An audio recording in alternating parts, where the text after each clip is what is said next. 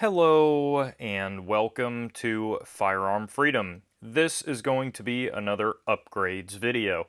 In today's upgrades video, we are taking a look once again at the Girsan P35 Ops. And before we get this video started, as always, I wanted to give a huge shout out to this video's sponsor. This video's sponsor is Parcel Safety. Parcel has kind of a really nice selection because if you are not looking to break the bank with a couple $100 tactical style CBRN level gas mask, they have everything underneath that and then some. So if you are looking for more of the survival mindset, you have the ST100X, which definitely looks a little bit more low-key, not as tactical. It's a mask that's going to allow you to kind of just look like you have a respirator on in that emergency situation, and also it is capable of taking the 40mm filters. They have regular face respirators that you would use for any sort of maintenance around the house, painting, whatever. And then they also have more tactical gas masks like the NB100. And that's a great mask, super comfortable on the face. It's full CBRN, comes with a 40mm filter, but it'll also accept any other 40mm filters that are on the market. You also are going to get a discount code for watching this video. You can click the link down in the description or the comment section and use the code FIREARMFREEDOM10 to save yourself 10% off of your order. The P35 Ops. With this upgrades video, I'm going to be eating my words a little bit, and I'm happy to do that with this pistol because you guys know I kind of wanted to rave about it in that first impressions video. It really saddened me to have it be not the most positive review because of the small minor QC fixes that I think needed to be done with this pistol. I should reiterate that I have absolutely no affiliation with Girsan whatsoever. However, after that last video, Girsan actually reached out to me, said, hey, we watched the video, we want to make it right. Let me go ahead and send you the parts that you need to make this pistol right again. And then they also put me in contact with their warranty repair department to kind of just get more information about the pistol that I was incorrect about in the first video. And I won't lie to you guys at all, I was not going to send this pistol back for warranty repair. And there's one primary reason why. You have to actually pay to ship this gun back to them, and you got to pay for return shipping. They don't offer you a shipping label. And for me, that left me a little salty. And, you know, I was kind of looking at it like, okay, well, these are issues that are your fault as the manufacturer, and I don't feel that I should have to pay to send the gun to you and then receive it back in order to get those issues fixed. That's just me. Many people may think differently. I saw that and I was like, all right, it's a fiber optic, it's a small pin. I'll just go ahead and try to fix those issues myself and go from there. Girsan reached out to me and said, hey, we want to send you all that stuff free of charge, and that's exactly what they did. If it was not a YouTuber, would they do that same thing? I don't know. But talking about the issues that we had with the pistol, their customer service was absolutely phenomenal. They got back to me very, very quickly when I reached out to their warranty repair team, and they let me know kind of some things I was wrong about. One of those things was the rear sight. You guys know that I was complaining about the rear sight being a little loose and that I did not see any sort of an adjustment screw on that rear sight.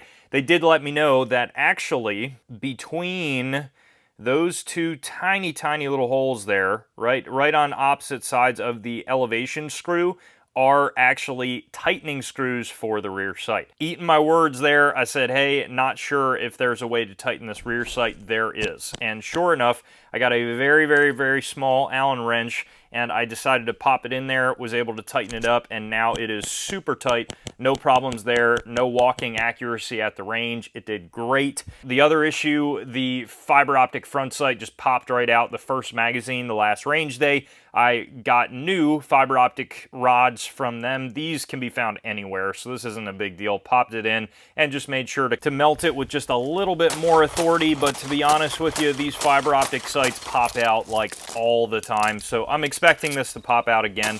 I do have some extras, and I can just pick some up at any time. So This isn't necessarily the fault of Girsan or EAA, that, that just happens all the time, but they did make it right, sent me a new fiber optic. And then the biggest, kind of most concerning issue was the roll pin on that safety. The ambidextrous side of the safety was walking up, and they apologized for that, sent me a new roll pin, and I popped that in. Not really a huge deal. It is a little bit challenging to get that roll pin into place, just because you need like 4 hands.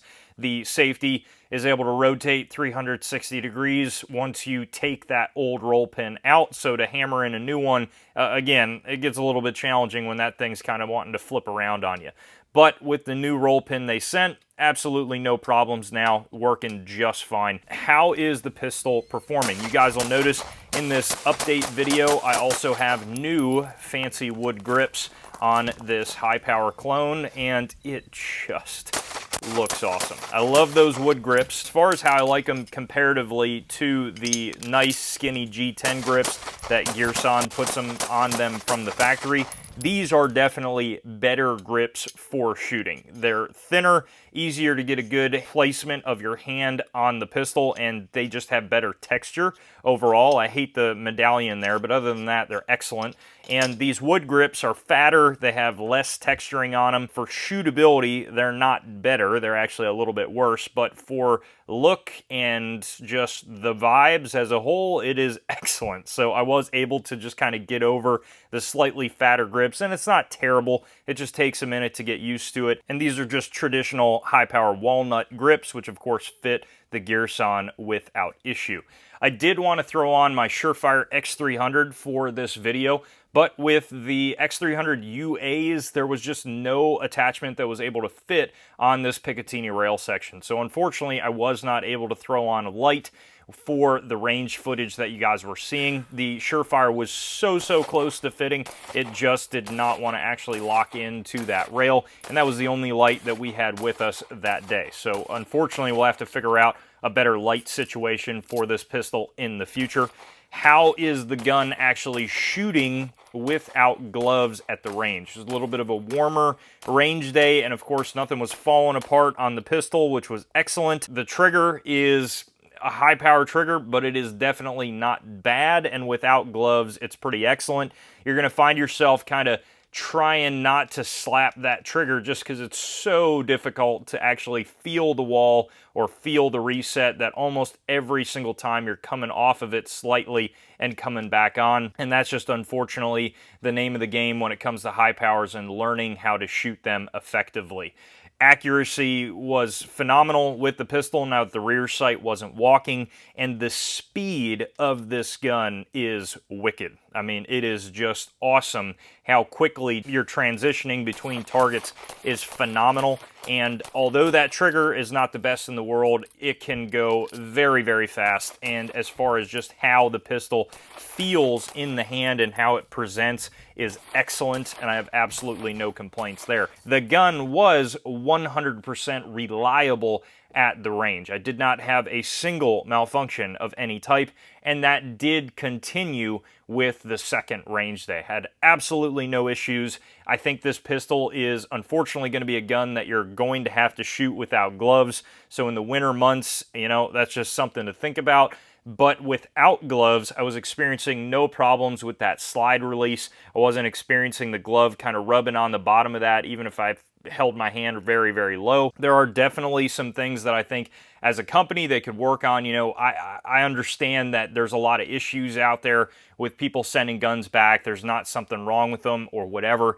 But in my opinion, you should never, ever charge somebody for a shipping label for warranty repair. That's just, you're going to immediately make people salty. And if you want to try to win over your customer base because you already have a great pistol, just send out a paid shipping label. That's the only thing I think would really be helpful for a lot of folks out there. And then also, I still think it would be excellent, especially with how cheap these high power mags are, throw in an extra high power mag in the box. I know a lot of people out there are not going to have high power magazines, and it's nice to have an extra one in the box. About the only thing that would be a complaint for me is that the safety, typical to older high powers, is not very tactile. You know, you're not really going to feel a very distinct 1911 click up, click down. It's just not going to give you that. So that would be the only thing that, again, in a defensive situation, in order to rip that safety off, I just don't know that it's that tactile. And then also to make sure the safety stays on, I don't think it's as tactile as it should be. Guys, that is going to wrap up this update video on the Girsan MC P35 Ops pistol.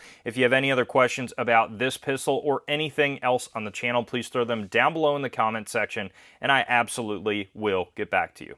While you're down there, head up to the description for the ways to support the channel, and stay tuned for more great videos coming soon.